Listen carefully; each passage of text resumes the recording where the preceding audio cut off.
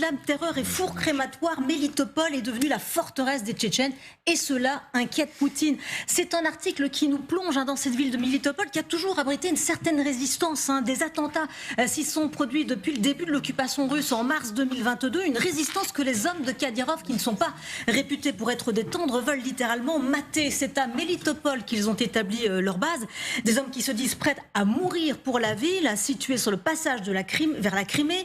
Les habitants sont partis en nombre. Ils étaient 150 000 avant. Il n'en reste plus que 50 000 qui vivent sous la terreur, dans la soumission aux soldats, soumission aussi à la religion. Les habitants craignent une islamisation forcée de la ville.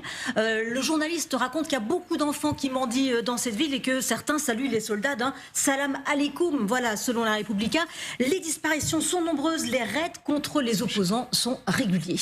Alors le problème, visiblement, c'est que ces hommes, qu'on appelle les Kadyrovski, inquiètent jusqu'au Kremlin. Alors, oui, effectivement, on a du mal à comprendre pourquoi. Il y a aussi des affrontements entre eux. Par exemple, cet été, au mois d'août, une fusillade qui a duré un certain temps. Il y a eu quand même 20 morts, alors que les hommes de Kadyrov ont du pain sur la planche pour mettre fin aux attentats. Par ailleurs, cette occupation tchétchène, elle est violente. Elle est bien plus violente que celle de l'armée russe. À Mélitopol règne le bataillon Armat. À sa tête, on va voir qui c'est Moussa Borziev Zveroboy. C'est un ami de Kadyrov. Sa spécialité, on va le voir, c'est se filmer en action. Par exemple, en train de fouiller des maisons et dépouiller les pauvres gens à la recherche de preuves. Le maire de Mélitopol en exil, qui a été kidnappé, souvenez-vous, puis échangé contre des prisonniers, Ivan Fedorov, parle d'une ville, une ville forteresse qui est impossible à quitter, où les gens n'ont plus rien, ni médicaments, ni aide. Sans passeport russe, c'est bien impossible de travailler. Et ceux qui ne travaillent pas, meurent littéralement de faim. Des habitants font aussi état de fumée noire le soir dans le ciel.